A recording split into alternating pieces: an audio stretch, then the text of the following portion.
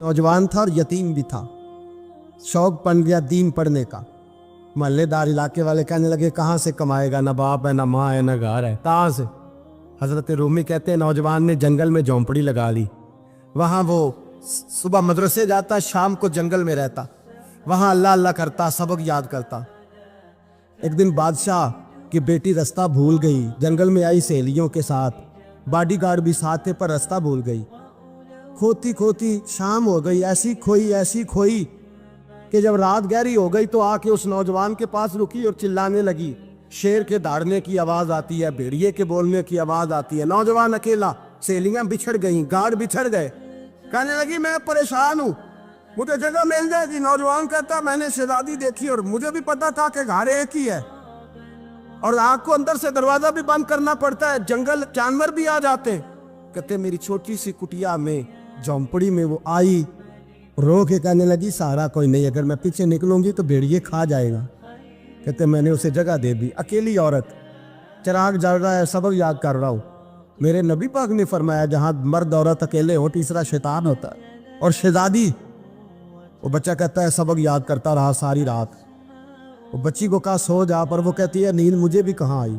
ऐसे मौक़ों पर नींद, सारी रात सबक याद करता। थोड़ी थोड़ी देर के बाद चिराग जलता तो उस पर उंगली रखता, हाथ जलता तो पीछे खींच ले, फिर दूसरी उंगली रखता, थोड़ी देर के बाद जलता तो खींच ले, हाथ सारा जल गया। सुबह किरणें चमकी तो कहने लगा चल निकल जा, दौड़ जा, बस बड़ा सब्र का इम्तिहान हो गया, चली जा। शहजादी बाहर निकली, सिपाही ढूंढ रहे थे। बादशाह खुद जंगल में निकला हुआ था, मेरी बेटी मिल गई। बादशाह तन्हाई में जाके कहने लगा बेटा मैं दुनिया को बताऊंगा कि मेरी बेटी खोई नहीं थी, सिपाही साथ ही थे। ये बड़ा मुश्किल होता है, बेटी तो भूल के भी रात कहीं रह पड़े तो लोग जीने नहीं देते, तो बेटा मुश्किल हो जाएगा मेरे लिए। कहाँ थी? उसने कहा नेक नौजवान के पास। उसने कहा बेटा मैं तो तेरी बात मानूंगा पर दुनिया नहीं मानेगी। अगर उस नौजवान ने किसी को बता दिया कि तू उसके पास थी तो फिर लोग मेरा जीना मुहाल कर देंगे। बेटा मैं मर जाऊंगा, मेरी मजबूरी ये है कि वो कहीं राज ना उगल दे वो नौजवान, उसे कत्ल करना पड़ेगा। औरत ने मिन्नतें की, उस बेटी ने कहा मेरे मौसम को मारोगे, रोई। और वो कहने लगा मैं बादशाह, वो मेरा अपना विकार है, मैं उसको छोड़ नहीं सकता। गिरफ्तार कर लाए सिपाही। वक्त तय हो गया सजा का। अकेले कारकोशरी में रखा गया, जो उसके खास एतबार वाले थे उनकी ड्यूटी लगाई। बादशाह ने बुलाया, पहले बिलम आया। औरत कहने लगी, बेटी कहने लगी एक दफा तो बुलाओ ना, एक सवाल बस पर्दे में रह के पूछना है, और फिर जो आपका जी चाहे मेरे मौसम को मारना तो है, तो मर्जी आपकी। सामने खड़ा किया, नौजवान पर्दे के पीछे, औरत खड़ी हो गई। बादशाह बीच बैठ गया। बीबी कहने लगी सारी रात बेदार मैं भी रही, सोया तू भी नहीं। वो जो तू चिराग के करीब हाथ लगा के जलाता था वो समझ नहीं आई। नौजवान रो पड़ा, कहने लगा क्या करूं, मैंने रसूलुल्लाह का दीन पढ़ा है, क्या करूं, मैंने हुजूर का दीन पढ़ा है। मैंने पढ़ा है कि जानी को सबसे नीचे दोज़ख के सबसे निचले दर्जे में जलाया जाए, उसे जहन्नमियों का पीप और रेशा पिलाया जाए, कंद खिलाया जाए। ये रवायतें पड़ी हुई थी। थोड़ी थोड़ी देर के बाद शैतान मुझे कहता था बदकारी कर ले। मैं अपना हाथ उसी वक्त जब शैतान मशवरा देता तो मैं आग पे करता। मैं कहता अगर ये बर्दाश्त हो गई तो वो भी हो जाएगी। जब हाथ जलता तो मैं समझ जाता नहीं तुझसे तो ये नहीं बर्दाश्त होती तो वो कैसे होगी। फिर मुझे शैतान मशवरा देता कोई देख नहीं रहा, तो बुलाने नहीं गया, खुद आई, मैं दूसरी उंगली लगा देता। मैंने हाथ जलाया और मैं समझ गया जब छोटे से चिराग की इतनी सी शमा की आग नहीं बर्दाश्त होती तो दोज़ख कैसे बर्दाश्त होगी। कहता मैं बाज आया। बादशाह ने ये कहानी सुनी, लफ्ज सुने तो चीख मार के रोया।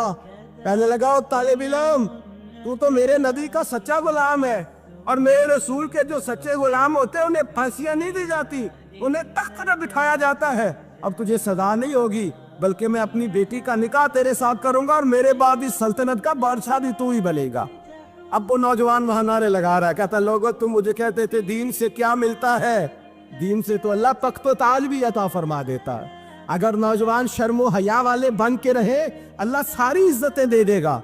देखे ना अल्लाह के फजल से इज्जत मिलती है, और जब कोई इज्जतदारों जैसा काम ही ना करे। एक बात और अर्ज करनी है पर वक्त थोड़ा रह गया। जवानों मैं ना जब कभी परेशान होता हूँ ना तो मैं ये वाली बात खोल के पढ़ता हूँ। वाला ये बात ढारस बनाती है, ढारस توانائی دیتی ہے, پورا مضمون باندھا ہے. اعلیٰ حضرت کہتے ہیں بیروپیہ تھا, مداری, روپ بدل بدل کے دکھایا کرتا تھا, بادشاہوں سے انعام لیتا تھا. ایک دن اورنگزیب عالمگیر کے پاس آ گیا, کہنے لگا میں روپ بدلوں گا, اگر آپ پہچان نہ سکے تو میں انعام لوں گا. آپ نے فرمایا میں کوئی ایسے ویسا بادشاہ نہیں, کہا مجھے دھوکہ دینا مشکل ہے. کہا نہیں, میں روپ بدلوں گا. حضرت اورنگزیب عالمگیر بڑے نیک بادشاہ گزرے, بڑے پرہیزگار. وہ بیروپیہ کہنے لگا میں روپ بدلوں گا, آپ نہیں پہچان سکیں گے. فرمایا چل جتنا تیرے اندر زور ہے لگا لے. حضرت نے اعلان کیا کہ میں نے فوجی بھرتی کر دے, 2 ماہ کے بعد ٹیسٹ ہوگا. وہ 2 مہینے دوڑتا رہا, رنگ روپ بناتا رہا, آیا ٹیسٹ دینے, 2-3 سپاہیوں کا امتحان لیا. اس کی باری آئی تو 10 روپے دیے, کہنے لگے تیرے آنے جانے کا کرایہ میں نے تجھے پہچان لیا ہے. کچھ دنوں کے بعد جانے لگے سفر پر, تو بھکاری آ گئے خیرات مانگنے. اس نے بھی سارے منہ پر سیاہی مال لی, کپڑے پھاڑ لیے, سر کے بال مڈا لیے, پگے تک کٹا لی, پدرنگ ہو کے آیا. کاسا آگے کیا تو حضرت نے 10 روپے ڈالے, کہنے لگے تیرے آنے جانے کا کرایہ میں نے پہچان لیا ہے. کچھ دن گزرے تو ٹیچر کی ضرورت تھی. اس نے منہ سے بڑی کر لی, داڑھی نکلی لگا لی, سر پہ جنا کیپ پہن لی, ایک شیروانی لے لی اور ہاتھ میں چھڑی پکڑ کے آیا. کہنے لگا میں استاد ہوں, 2-4 بندوں کا امتحان لیا, اس کی باری آئی تو 5 روپے دیے, 10 روپے دیے, کا تیرا کرایہ میں نے پہچان لیا. 2 سال گزر گئے. وہ جب بھی آتا حضرت پہچان لیتے. ایک دن سفر پہ جا رہے تھے, بہت بڑا لشکر تھا, جہاد کرنے جا رہے تھے اورنگزیب عالمگیر. تو دیکھا ایک پہاڑی ہے, پہاڑی پہ لوگ جا بھی رہے ہیں آ بھی رہے. اورنگزیب عالمگیر پوچھنے لگے یہاں کیا ہے؟ کہنے لگے بابا جی بیٹھے ہیں دعا کرتے ہیں, اللہ کے نیک بندے ہیں. اورنگزیب کہنے لگے یار پرانے لوگ سارے ہی اللہ والوں کو مانتے, یہ بھی مصیبت آئی ہے جتنی نہیں آئی ہے, سارے لوگ ہی مانتے. کہنے لگے ذرا میں دعا نہ کرا لوں, بچے کام جا رہا ہوں. اورنگزیب بادشاہ تھے, بادشاہ لوگ نازک مزاج ہوتے ہیں. گھوڑے سے اترے, بڑی مشکل سے پہاڑی پہ چڑھے, اوپر گئے تو لائن لگی ہے, بابا جی غار میں بیٹھے. کہنے لگے میں نے ملنا, میں اورنگزیب ہوں. انہوں نے کہا ہمارا بابا اس طرح کا پیر نہیں کہ امیر آئے تو رنگ اور ہو, غریب آئے تو اور ہو, یہاں اگر ملنا ہے تو لائن میں لگ جاؤ, سب ایک جیسے. اب لائن میں کھڑے ہو گئے, 50 آدمی آگے تھے, کہتے 51واں نمبر تھا. تھک گیا دھوپ میں کھڑا کھڑا. جب میں پہنچا غار کے دہانے تو میں نے بابا جی کے چہرے پہ نظر ڈالی تو بڑا نورانی چہرہ, بڑی خوبصورت لب و لہجہ. میں نے کہا میرے جیسا آدمی بھی پگڑی باندھ لے تو اچھا لگنے لگ جاتا ہے, بڑا خوبصورت انداز. کہتے ہیں میں ان کے پاس اتحیات کی حالت میں بیٹھ گیا. میں نے کہا حضور میں جا رہا ہوں جہاد کرنے, دعا کرنا. بزرگوں نے ہاتھ اٹھائے, اللہ اس کی مدد فرما, دین کو غلبہ عطا فرما, اسے دین کا سچا پکا سپاہی بنا. پھر تھپکی دی, 2-4 نصیحتیں نکال ڈالی. دیکھنا ظلم نہ کرنا, زیادتی نہ کرنا, جب تم جیت کر نہ کرنا, غرور نہ کرنا. نصیحتیں بھی کر دی. کہتے ہیں اب جب میں اٹھا تو 2-4 دینار بطور نذرانہ مسلح کے نیچے رکھے, اور الٹے قدم جب میں غار سے اترا انہوں نے رومال جھاڑا اور اٹھ کے کھڑے ہو گئے. کہنے لگے آج نہیں تو نے پہچانا, آج نہیں تو نے پہچانا, میرا انعام بنتا ہے, آج نہیں پہچانا, لا پیسے. اورنگزیب کہنے لگا یار تو نے حد کر دی, کہاں چڑھا کہاں کھڑا رہا, دھوپ میں تھک گیا, کمال کر دی بھائی تو نے. بتا تو کیا لے گا, اب تو جلدی بتا, وہ کتنے لوگ پیچھے دھوپ میں کھڑے ہیں, لشکر سارا کھڑا ہے, کیا لے گا؟ اس نے کہا سب سے قیمتی ہیرے وہ ہے جو تیرے سر کے تاج میں لگے ہوئے, مجھے تیرا تاج چاہیے. او بھائیو سننا اور یاد رکھنا, میرے اعلیٰ حضرت کہتے ہیں بادشاہ نے سر کے اوپر سے تاج اتارا, بہروپیے کے قدموں میں رکھا اور کہنے لگے یہ لے, اور یہ تو تیرا مانگنے پر میں نے دیا ہے نا, میں واپس آتا ہوں تو آنا میں اپنی مرضی سے بھی تجھے دوں گا. تو نے اورنگزیب جیسے بندے کو دھوکہ دیا, آنا میں اس وقت بھی دوں گا. وہ دے کر بس بات ختم ہو گئی, حد ہو گئی. دے کر کہتے ہیں جب میں پلٹا نا واپس, بہروپیے نے آواز دی بادشاہ ٹھہر جا. تو میں نے پلٹ کے دیکھا تو کہنے لگے یہ اپنا تاج لے جا, اٹھا اور لے جا. میں نے کہا 2 سال بیت گئے تجھے محنت کرتے, آج قابو آیا تو لے جاؤ. کہنے لگا لے جا, مسئلہ سمجھ میں آ گیا. میں نے کہا مجھے بھی تو سمجھانا. کہتے ہیں وہ پھوٹ پھوٹ کے رویا, اس کی آنکھیں برس پڑی, سیلاب کی طرح آنسو بہہ نکلے, تڑپا. اور لوگ کہنے لگا بادشاہ میں نے جھوٹ موٹ رسول اللہ کی غلامی اختیار کی تھی, جھوٹ موٹ کی داڑھی, جھوٹ موٹ کی پگڑی, جھوٹ موٹ کا فقر, میں نے جھوٹ موٹ نبی پاک کا لباس پہنا ہے, تو تیرے جیسے بادشاہوں کے تاج میرے قدموں میں آ گئے ہیں. अगर मैं सचमुच रसूलुल्लाह का गुलाम बनूंगा तो अल्लाह क्या कुछ अता फरमाए, अल्लाह कितनी नेमतों से नवाजे। मेरे आला क्या फरमाते हैं, आला हज़रत फरमाते हैं फरिश्ते भी करते हैं ताज़ीम मेरी। कौन जी? अल्लाह। ऐसा अकीदा भी कम मिलेगा जो बरेली के इमाम का अकीदा है, ऐसा भी कम। कहते हैं फरिश्ते भी करते हैं ताज़ीम मेरी। क्यों?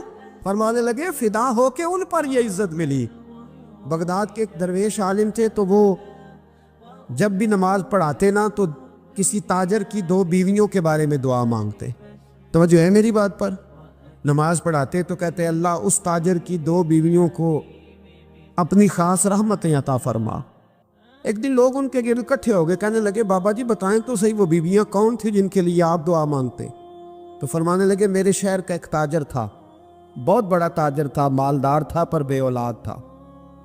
उसे बगदाद से मुल्क के शाम जाना पड़ता था तिजारत करने, और कई कई महीने उसे शाम के मुल्क में रहना पड़ता था। उसने इस तरह किया कि वहां भी एक शादी कर ली। तो जो है ना मेरी बात पर, क्या कर लिया उसने? दूसरी शादी करना मर्द के लिए जायज़ है, तीसरी करना भी, चौथी करना भी भैया के वक्त, मगर अगर इंसाफ कर सके तो। अगर चारों में हम ना आधा मसला सुनते हैं और आधा ही बयान करते हैं, अगर इंसाफ ना कर सके फिर उसके लिए 4 जायज़, फिर वो एक ही रखेगा। तो अजीज दोस्त, दूसरा निकाह कर लिया, शादी हो गई। अब वो वहाँ कुछ ज़्यादा वक्त गुजारने लगा, मालदार आदमी था, बीवी को मकान भी लेके दे दिया। अब वो देर से आता वापिस, और जब आता भी तो उसके वो वाले अंदाज ना होते जो पहले हुआ करते थे। अब बीवी से बड़ा जासूस भी कोई नहीं होता, उसको तो पहले पता चल जाता है कि माजरा क्या है, उसे बड़ी खबर होती है। तो उसने महसूस कर लिया कि बदले बदले से मेरी सरकार नज़र आते। वो कहने लगी अब के जब आता जाता है तो इसके हालात कुछ बदले बदले से हैं, माहौल कुछ और है। उसने एक बूढ़ा आदमी जो उसका अजीज भी था और समझदार भी था, उसको तैयार किया। कहने लगी अब के जब मुल्क के शाम जाए ना तो इसका पीछा करना और ख़बर करना कि कहाँ रहता है, कहाँ जाता है, क्या करता है। वो बूढ़े बुजुर्ग जो थे वो खातून के कहने पर कुछ उसने किराया भी दिया। वो उस ताजर के पीछे गए और वापस आके खबर दी। कहने लगे कि ये तो 2-3 साल बीत गए, इसने वहाँ भी शादी की हुई है, तुझे बताया ही नहीं। बीवी बड़ी समझदार थी, हौसला मंद, ज़ीरत, उसने शोर नहीं मचाया। उसने कहा कि मैं ना अब जब आएगा ना तो तरीके से बात करूँगी और पूछूंगी कि ऐसा क्यों किया। और ये भी उसने आके बताया कि अगर तेरे साथ निकाह के बाद उसे औलाद नहीं मिली तो औलाद वहाँ भी कोई नहीं, कि मुकम्मल तफसीलात। अब जब इस दफ़ा खामंद आया तो आते ही वो बीमार हो गया, कमज़ोर होने लगा। अब खातून ने मुनासिब नहीं समझा कि आते ही धड़ाम से मैं उसके सर पर ये ठोड़ दूँ कि तूने निकाह किया हुआ है और मुझे बताया नहीं। वो जरा तसल्ली में रही, कुछ वो बीमार था, हौसला रखा, खिदमत करती रही। कुछ दिन गुजरे तो वो ताजर इंतकाल कर गया, फौत हो गया। अब राज खोल न सका, इद्दत गुजारी, और जब सारा माल जमा किया ना तो अशरफियों की बोरियां भर गई। सारा माल उस बीबी का, 4 बोरियों में अशरफियां, 4। यहाँ तो पेट का दोज़ख है, माज़ अल्लाह भरता ही नहीं। हाल में मज़ीद, हाल में मज़ीद। वो जो कहते थे ना कि बस बाहर चला जाऊं और बाहर मैं कुछ थोड़े से पैसे कमा के 2-3 साल में लौट आऊँगा, फिर यहाँ आके कोई कारोबार करूँगा, वो गए हैं तो वापस नहीं आए। वो जो कहते थे ना बस मैंने इतना सा कारोबार करना है कि मकान बन जाए, उन्होंने 4 मकान भी बना लिए हैं, लेकिन ब्रेक हल में मज़ीद की दौड़ है। अब 4 बोरियां उस औरत ने छुपाए रखी। कोई बंदा नहीं जानता बगदाद में कि मुल्क के शाम में ताजर की दूसरी बीवी भी है। जब वो फारिग हुई तो उसने उस बूढ़े जासूस को फिर बुलाया और 2 बोरियां ऊंट पे रखी, खुद भी साथ बैठी और मुल्क के शाम गई। अल्लाह अकबर। वह बुजुर्ग कहते हैं मैं ऐसे नहीं दुआ करता। उसको जाके कहने लगी मैं अकेली वारिस नहीं हूँ, आधे की वारिस तू भी है। मैं अकेली वारिस नहीं, ये तक़सीम विरासत है, आधी की वारिस तू भी है। तो रख अपने पैसे, मुझे पता है उसने निकाह किया था पर मुझे बताया नहीं था, तो रख अपने पैसे, मैं तुझे दे रही हूँ, आधे तेरे हैं आधे मेरे हैं। उसने नजर उठाई तो रो पड़ी, कहने लगी नहीं अब ये सारे तेरे ही हैं। اگر تو اللہ سے ڈرتی ہے تو میں بھی رب سے ڈرتی ہوں، اگر تو مصطفیٰ کریم کا کلمہ پڑھتی ہے تو میں بھی اسی نبی کی ماننے والی ہوں۔ کہا بات کیا ہے، میرا کیوں ہے سارا؟ تو وہ خاتون کہنے لگی وہ 2 سال 3 سال سے میرے ساتھ نکاح تھا اور اس نے بتایا تھا مجھے کہ میری بیوی بھی ہے، اور میں غریب تھی تو میرے والدین کو بھی بتایا تھا کہ میری دوسری شادی ہے۔ یہ مکان اس نے مجھے لے کے دیا تھا، میرے تمام اخراجات وہ پورے کرتا تھا، نان و نفقہ کا خیال رکھتا تھا، لیکن اب کہ جب وہ آیا تو وہ بیمار تھا۔ اس نے مجھے بتایا کہ مجھے طبیب نے بتایا ہے کہ میں شدید بیمار ہوں، شاید بچ نہ سکوں۔ تو کہنے لگی وہ مجھے کئی لاکھ روپے بھی دے گیا اور جاتے دفعہ مجھے طلاق بھی دے گیا، فارغ کر گیا۔ کہنے لگا تو جہاں چاہے میرے بعد نکاح کر سکتی ہے، اور کہنے لگا میں چاہتا تھا پہلی بیوی کو بتا دوں، موقع نہیں بنا اور اس کا دل نہ ٹوٹے، بتا نہیں پایا، لہذا وہ مجھے ڈھیر سارے پیسے دے چکا ہے، سارا میرا حصہ مجھے پہلے سے دے چکا ہے۔ میری بہن اب یہ 4 بوریوں میں سے 2 میری نہیں بلکہ 4 کی 4 ہی تیری ہے، تو ہی اس کی حقدار ہے۔ تو بزرگ کہتے ہیں مجھے بتاؤ جن کے اندر اس قسم کے تقوی کی جھلک ہو ان کے لیے ہر نماز کے بعد دعا مانگنی چاہیے کہ نہیں مانگنی چاہیے؟ حضرت عمر کے زمانے میں نا ایک نوجوان تھا، نیک تھا، مسجد جایا کرتا تھا رات کو، تو مسجد جا رہا تھا تو رستے میں ایک عورت نے دعوت گناہ دی، ابن عساکر نے اس کو لکھا ہے۔ تو نوجوان تھا، خواہشات تھی، کچھ طبیعت مائل ہو گئی، ابھی ادھر جا ہی رہا تھا کہ کسی نے آیت پڑھ دی والی من خاف مقام ربی جنتان، جو رب کے سامنے کھڑے ہونے سے ڈرے گا اللہ 2 جنتیں دے گا۔ واقعی ڈر گیا، وہ واقعی ڈر گیا، اتنا ڈرا کہ بے ہوش ہو کے گر پڑا۔ بیماری سے لوگ بے ہوش ہوتے ہیں، پیسے ڈوب گئے بے ہوش ہوتے ہیں، بچے کے غم میں بے ہوش ہوتے ہیں۔ سچ بتاؤ کبھی خوف خدا سے بھی بے ہوش ہوتا کوئی دیکھا ہے؟ ہمارے ہاں تو روز مرہ ہی نہیں ہے بھائی، اور بڑی باتیں ہیں بے ہوش ہونے کی، ڈرنے کی، غش کھانے کی۔ بے ہوش ہو کے گر پڑا، بوڑھے باپ کو کسی نے بتایا بچہ بے ہوش پڑا ہے، اٹھا کے گھر لائے، گھر لا کے کہا بیٹا کیا ہوا؟ نوجوان ہے، چڑھتی جوانی ہے پر پاکیزہ بڑی ہے۔ کہنے لگا ابا جی گناہ کی طرف چلا گیا تھا پر میں نے آیت سن لی جو اللہ کے سامنے کھڑے ہونے سے ڈرے گا رب 2 جنتیں دے گا، میں ڈر گیا تھا، رب واقعی 2 جنتیں دے گا۔ باپ رو پڑے، ابا جی کی آنکھوں میں آنسو آئے اور کہا پتر اللہ بڑا مہربان ہے، اس کے وعدے سچے ہیں، واقعی 2 جنتیں دے گا۔ اس نے پھر ایک چیخ ماری اور اس طرح کی ماری کہ اس کی روح ہی پرواز کر گئی، روح پرواز کر، کشتگان خنجر تسلیم را، عشق کی خنجر سے قتل ہو گئے لوگ۔ صبح حضرت عمر کو پتہ چلا کہ انہوں نے تو رات جنازہ بھی پڑھ دیا، تدفین بھی کر دی۔ جناب عمر فرمانے لگے اتنا نیک نوجوان خوف خدا سے دنیا سے چلا گیا، مجھے کیوں نہیں بلایا میں جنازہ پڑھتا؟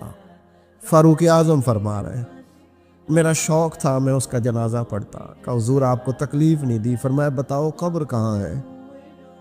تے کامل پیر اونا دے باہو قبر جنا دی جیوے۔ حضرت فاروق اعظم قبر پہ تشریف لے گئے اور کھڑے ہو کے فرمانے لگے نوجوان مجھے امید ہے میرے رب نے تجھے 2 جنتیں دی ہوں گی۔ ابن عساکر کھول کے دیکھو تاریخ بغداد نے کیا لکھا ہے۔ حضرت سیدنا فاروق نے فرمایا امید ہے 2 جنتیں دی ہوں گی، قبر کے اندر سے بولا کامل پیرونا دے باہو قبر جنا دی جیوے، قبر کے اندر سے بولا۔ کہنے لگا حضور امید والی بات نہیں، رب کے وعدے سچے ہیں، اس نے واقعی مجھے 2 جنتیں عطا فرمائی، 2 جنتیں دی ہیں، میں نے اپنے مالک کو راضی پایا۔ ہمارے صوفیاء تصوف میں ایک جملہ بولتے ہیں کہ تیرا تو فقر فقر بوزر ہے، یعنی جن کو صحیح درویش کہتے ہیں نا، صحیح درویش۔ مولا علی شیر خدا رضی اللہ تعالیٰ عنہ فرمایا کرتے 2 ہی تو بندے جو رب کے رستے میں کسی شے کی پرواہ نہیں کرتے۔ حضور کون سے؟ فرمایا ابو ذر غفاری ہے اور دوسرے علی المرتضیٰ ہے۔ مولا علی فرمایا کرتے یہ نا مسلمانوں میں سے 4 یا 5ویں مسلمان ہیں، شروع سے ایک سلیم الطبع آدمی، کچھ لوگ طبعاً بڑے نفیس ہوتے ہیں، طبعاً اللہ کی طرف سے شروع سے ہی ان کا جو قبیلہ تھا بنو غفار وہ راہزنی کرتا تھا، لوگوں کو لوٹ لیتا تھا۔ شروع میں یہ کام کیا لیکن جب کچھ لوگوں کی چیخیں کانوں میں گئیں تو چھوڑ دیا، فرمایا نہیں یار طبیعت نہیں مانتی۔ اور نبی پاک کا کلمہ پڑھنے سے پہلے ہی بتوں کی پوجا چھوڑ کے رب کی عبادت شروع کر دی۔ لوگ پوچھا کرتے تھے آپ عبادت تو کرتے تھے پر منہ کدھر کرتے تھے؟ فرماتے تھے جدھر وہ کرا لیتا تھا کر لیتے تھے۔ کسی نے انہیں بتایا کہ مکے میں ایک شخص ہیں جنہوں نے اعلان نبوت کیا ہے، آپ کی طرح کی باتیں کرتے ہیں۔ انہوں نے اپنے بھائی کو بھیجا، ان کا نام انیس تھا، پتہ کر کے واپس آئے، بھائی کہنے لگے ابو ذر، ان کا نام جندب ہے، اصل میں ذر ان کے بیٹے کا نام ہے اور کنیت سے زیادہ معروف ہیں، ابو ذر غفاری کہلاتے ہیں۔ فرماتے ہیں کہ بھائی نے آ کے بتایا کہ وہ نیکی کا حکم دیتے ہیں، برے کاموں سے منع کرتے ہیں، صلہ رحمی کا پیغام دیتے ہیں، لیکن لوگ سارے مخالف ہیں۔ یہ چیز بھی بڑی کاؤنٹ ہوتی ہے، اسے نہ کاؤنٹ کیا کریں۔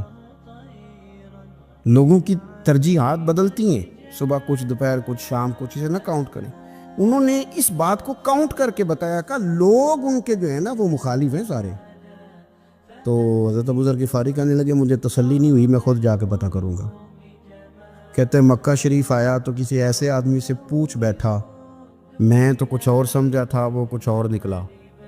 مکے والوں نے بڑا مارا۔ مکے پہنچ کے پہلی جو چیز ملی وہ مار کھانے کی تھی۔ اب میں ڈرتے کسی سے پوچھتا ہی نہ، بھوک بھی بڑی تھی، رہنے کو جگہ نہیں تھی، حرم شریف میں لیٹا رہتا تھا۔ میرے نصیب دیکھو، مجھے ایک شخص نے آ کے ہلایا، کہنے لگے اگر مناسب سمجھیں تو میں آپ کو دیکھ رہا ہوں کافی دیر سے، آپ کوئی پردیسی ہیں، آپ کا اپنا مہمان نہ بنا لوں؟ تو میں نے کہا آپ کا کیا نام ہے؟ کہنے لگے میرا نام ہے علی ابن ابی طالب۔ کہتے ہیں مولا کائنات گھر لے گئے، کھانا بھی کھلایا، جگہ بھی دی، سونے کو خدمت بھی کی، لیکن چونکہ میں تو پہلے ایک سے پوچھ کے مار کھا بیٹھا تھا، میں نے پوچھا نہیں میں کدھر آیا ہوں۔ رات رہے، اگلی رات بھی رہے، لیکن میں نے بتایا نہیں میں کس کام آیا ہوں۔ حضرت ابو ذر غفاری رضی اللہ تعالیٰ عنہ کہتے ہیں خود ہی مولا علی نے پوچھا بتا سکتے ہو کیسے آئے ہو؟ میں نے کہا راز رکھ لو گے؟ فرمایا بڑا کشادہ سینہ دیا رب نے مجھے، تو بات تو کر۔ کہنے لگے یار میں تو محمد مصطفیٰ کی زیارت کرنے آئے صلی اللہ تعالیٰ علیہ وسلم۔ یہ بے نیاز لوگوں میں سے ہیں حضرت سیدنا ابو ذر غفاری۔ میں حضور کی زیارت کے لیے ہوں۔ حضرت علی کہنے لگے سویرے لے چلوں گا۔ انسان بزدل نہیں ہوتا، ہر انسان بزدل نہیں ہوتا، اور بلا وجہ ٹکراؤ کی پالیسی بنا لینا یہ بھی سیانے لوگوں کا کام نہیں۔ حکمت کے تقاضوں کے مطابق چلنا یہ بھی دلیر لوگوں کا ہی کام ہوتا ہے۔ حضرت مولا علی کہنے لگے صبح لے کے چلوں گا پر حالات ٹھیک نہیں، شرارتی لوگ ہر جگہ ہوتے ہیں، اگر کوئی شرارتیوں کا ٹولہ ملا نا جو کھڑا ہوگا جاسوسی کرنے کے لیے کہ حضور کی طرف کون کون جا رہا ہے، تو میں نیچے جھکوں گا جوتے کا تسمہ ٹھیک کرنے کے لیے، لیکن آپ نے نہیں کھڑے ہونا، آپ نے چلتے رہنا ہے تاکہ کسی کو شک نہ ہو۔ کہتے اس ترتیب سے حضرت علی مجھے لے کے گئے، میں حضور کی بارگاہ میں پہنچا۔ مولا علی کہتے ہیں بڑے بڑے لوگ سوال کرتے تھے پر یہ شروع سے سلیم الطبع تھے، مجھے کہہ لینے دینا، جنہوں نے ماننا ہوتا ہے وہ لمبے سوال کرتے ہی نہیں، مان جو لیا تو لمبے سوالوں کی ضرورت ہی کوئی نہیں۔ کہتے ہیں لوگ بڑے بڑے سوال کرتے تھے پر ابو ذر نے 2-3 باتیں پوچھی اور آگے جا کے کہنے لگے حضور ہاتھ بڑھائیں مجھے کلمہ پڑھائیں۔ نبی پاک صلی اللہ علیہ وسلم نے کلمہ پڑھایا، فرمایا باہر جا کے نا ابھی ذکر کرنا کہ تم مسلمان ہو گیا، یہ ماریں گے۔ عرض کی حضور انہیں مارنے دے، میں آیا بھی مار کھانے ہے، انہیں مارنے دے نا۔ پڑا فلک کو کبھی دل جلوں سے کام نہیں، دار دل بھی نے کہا تھا پڑا فلک کو کبھی دل جلوں سے کام نہیں، اور جلا کے راکھ نہ کر دوں تو داغ نام نہیں۔ ماری تو کھانے آئے ہیں، مارنے دیں، کرنے دیں زور جتنا لگانا ہے لگانے دیں۔ باہر جا کے اعلان کیا، مکے والوں نے مارا، اتنا مارا کہ بے ہوش ہو گئے۔ پھر کسی نے بتایا کہ تم نے گزرنا بھی ہے ان کے علاقے سے، بنو غفار سے، پھر ان کا پتہ بھی ہے یہ لوگ بڑے سخت ہیں۔ پھر چھوڑا۔ تپن بڑے جلالی تھے، زاہد مزاج تھے، فرماتے تھے کہ جو تمہاری ضرورت سے زیادہ ہے وہ سارا صدقہ کرو۔ کنز کے معاملے میں ان کا رویہ یہ تھا، صرف حضرت صدیق اکبر کو کچھ نہیں کہا انہوں نے، باقی حضرت عمر جیسے آدمی کو بھی کھڑا کر کے کہہ لیتے تھے یہ مال کیوں رکھا ہوا ہے خزانے میں، بانٹتے کیوں نہیں سارا؟ اور جناب عثمان غنی رضی اللہ تعالیٰ عنہ کے ساتھ تو باقاعدہ کئی دفعہ اس موضوع پر گفتگو کی۔ وہ کہتے تھے کہ جب اللہ کہتے ہیں قرآن میں کہ مال دولت جمع نہیں کرنی، تو وہ جو لوگ تھے وہ بھی بڑی شانوں والے تھے. وہ کہتے تھے کہ اللہ نے جب زکوٰۃ فرض کی تو مال جمع ہوتا ہے تو زکوٰۃ فرض ہوتی ہے نا. جب فطرانے کا کہا تو مال ہوتا ہے تو فطرانہ آتا ہے نا. تو آپ جو کہہ رہے ہیں وہ ٹھیک ہے، پر آپ اعلیٰ بات کر رہے ہیں تقوی کی، سارا بانٹو. تو حضرت ابو ذر غفاری کہتے تھے چلو ٹھیک ہے تمہاری بھی بات مان لیتا، پر یہ بتاؤ مدینے والے کا اپنا طریقہ کیا ہے؟ کہا بھائی حضور کا طریقہ تو وہی ہے جو آپ بتا رہے ہیں. تو فرمانے لگے پھر اس رستے نہ چلے جو رستہ مدینے والے رسول کا ہے. اور حضور سے، نبی پاک سے عشق کرتے بڑا کھل کے. یہ صحابہ صفہ میں سے تھے. کلمے پڑھنے کے بعد چونکہ طبیعت جلالی تھی تو حضور نے بھیج دیا، فرمایا واپس جاؤ اپنے قبیلے میں تبلیغ کرو. واپس گئے، بھائی کو مسلمان کیا، والدہ کو مسلمان کیا، قبیلہ سارا مسلمان کیا، وہیں رہے. ہجرت مدینہ کے بعد آئے تبوک کے موقع کے قریب، اور حضور نے صحابہ صفہ میں رکھ لیا. نوکری کرتے مدینے والے رسول کی، دلیر آدمی تھے، بڑا قبیلہ تھا، پر ڈیوٹی کرتے، ڈیوٹی خدمت کرتے. ایک بیٹا تھا زار اس کا نام تھا، اس کی ڈیوٹی لگائی تم نے میرے نبی پاک کے اونٹ چرانے. ڈاکو آئے تو صاحبزادہ اونٹوں کی، اونٹنیوں کی حفاظت کرتے شہید ہو گیا. اور یہ انوکھا بندہ ہے جس نے شرط لگائی تھی کہ میں نے کالی سیاہ رنگ کی عورت سے شادی کرنی. انوکھا بندہ ہے. ایک بیٹی تھی، ایک بیٹا، بیٹا شہید ہو گیا. بیوی سے کہا تم نے نبی پاک کے گھر میں خدمت کرنی ہے، حضور کے گھر والوں، اور میں نبی پاک کی نوکری کروں گا. حضور کی خدمت کرتے، ہر وقت خدمت میں رہتے. اور حضور جب آتے نا، صحابہ صفہ میں یہ شامل تھے جو لوگ دین سیکھتے. حضور جب آتے تو سب سے پہلے آ کے حضرت ابو ذر غفاری کا پوچھتے، بلائیں، اور جب بات کرتے حضور تو بار بار ان کو مخاطب کر کے بات کرتے. حضرت ابو ذر غفاری رضی اللہ تعالیٰ عنہ کا نبی پاک سے اتنا پیار کہ ہماری بھی مشکل حل کر دی. ابو داؤد شریف میں موجود ہے. ایک دن کہنے لگا یا رسول اللہ صلی اللہ علیہ وسلم، اگر کوئی بندہ کسی سے پیار بڑا ہی کرے پر اس جیسے عمل نہ کر سکے، کوشش کرے کرنا. لوگ ہمیں کہتے ہیں نا جی پیار بڑا، عمل بھی تو کرو نا. بھی کرنا چاہیے، پر انسان ہے نا، غلطی بھی تو ہو ہی جاتی ہے. اب ہم عمل نہیں کر سکتے تو تم ہمیں پیار بھی نہیں کرنے دو گے؟ مہربانی کرو، پیار تو کرنے دو نا. حضرت ابو ذر غفاری نے کہا، ابو داؤد شریف میں موجود ہے، یا رسول اللہ صلی اللہ تعالیٰ علیہ وآلہ وسلم، حضور پیار بڑا کرے پر ان جیسے عمل نہ کرے تو حکم کیا ہے؟ تو حضور نے فرمایا پیار سچا کرے، اللہ قیامت کے دن جس سے محبت کرے گا نا اس کے ساتھ ہی دونوں کو اکٹھا فرما دے گا. تو حضرت ابو ذر نے فوراً کہا حضور پھر مجھے آپ سے بھی بڑا پیار ہے، رب سے بھی بڑا پیار ہے. فرمایا فکر نہ کرنا، جنت میں اکٹھے ہی جائیں گے. اتنی محبت رسول پاک کی ذات کے ساتھ. حضور کی نوکری کرنا. ایک دن خدمت کرتے کرتے سو گئے. حضور مسجد میں آئے پتہ کرنے کہ ابو ذر آرام کر رہا ہے. یہ بھی مزہ ہوتا ہے، خیال رکھنا اپنے درویشوں کا، کیا کھایا کیا پیا، کہاں سوئے. حضور رات کو آئے، یہ سوئے ہوئے. فرماتے ہیں حضور نے میرا انگوٹھا ہلایا، میں اٹھ کے بیٹھ گیا، حضور بھی میرے پاس بیٹھ گئے. اور میں ابو ذر بڑا پیار کرتے ہو، سونے آپ کو پتہ ہی ہے. کہا یار تو بڑی نوکری کرتا ہے، ایک دن وہ بھی آئے گا جس دن تجھے میری مسجد اور میرے شہر سے جانا پڑے گا، پھر کیا کرو گے؟ تو عرض کی حضور کسی کی طاقت ہے مجھے آپ کے شہر سے نکالے؟ میں تلوار نکال لوں گا. نبی پاک نے فرمایا تلوار نہ نکالنا، جہاں تمہیں بھیجا جائے چپ کر کے چلے جانا. حضور کب تک؟ فرمایا جب تک اللہ تیری اور میری ملاقات نہیں کرا دیتا، یعنی وصال تک. یہ واحد شخص ہیں کہ حضور کے وصال ظاہری کا وقت آ گیا تو فرمایا کوئی میرے ابو ذر کو بلاؤ. جب یہ آئے تو حضور لیٹے ہوئے تھے، یہ جھکے نبی پاک کی طرف، حضور میں حاضر ہو تو حضور نے پکڑ کے سینے کے ساتھ لگا لیا. میرے رسول پاک صلی اللہ علیہ وسلم کی خدمت میں ایک دفعہ عرض کرنے لگے حضور مجھے صوبے کا گورنر بنا دے. تو نبی پاک نے فرمایا ابو ذر میں عہدے پسند نہیں کرتا، تو تمہیں بھی میں کہتا ہوں عہدہ نہ لینا، تمہیں بھی کہتا ہوں عہدہ نہ لینا. فرمایا ابو ذر میں جو چیز اپنے لیے پسند کروں گا تمہیں بھی اسی کا مشورہ دوں گا. تم بندے اچھے ہو پر یہ کام تمہارے بس کا نہیں ہے. بڑے زاہد آدمی. میرے رسول کریم صلی اللہ تعالیٰ علیہ وآلہ وسلم نے ان کے بارے میں فرمایا جس طرح نبیوں میں حضرت عیسیٰ علیہ السلام ہوئے.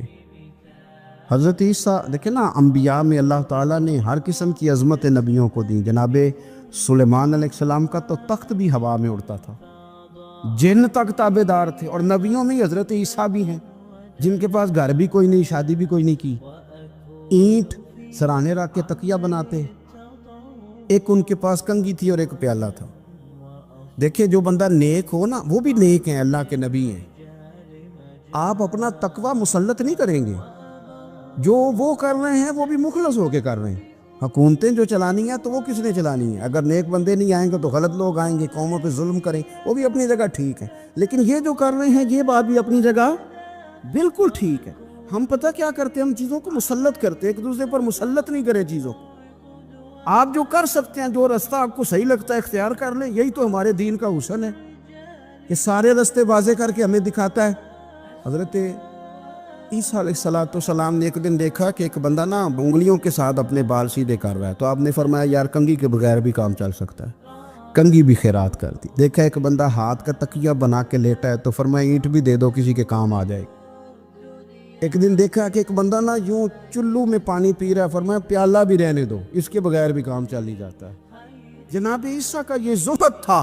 میرے نبی پاک علیہ السلام نے فرمایا جس نے جناب عیسیٰ کا زہد دیکھنا ہو وہ میرے ابو ذر غفاری کو دیکھے. ان کو دیکھے, یہ دنیا میں جناب عیسیٰ کے زہد کے مطابق چلتے پھرتے ہیں. ساری زندگی دولت کو, مال کو پسند نہیں کیا. جہاں رہتے تھے ایک گورنر صاحب نے 300 دینار تحفے میں بھیجے. تو ایک ہوتا ہے نا بندہ کہتا ہے نہیں ضرورت نہیں. اور حضور سید عالم صلی اللہ علیہ وسلم نے حضرت عمر سے فرمایا تھا جو خود بخود آ جائے وہ قبول کر لو اللہ کی طرف سے. لیکن ان کا رنگ فقیری والا تھا اور تھوڑا انوکھا تھا.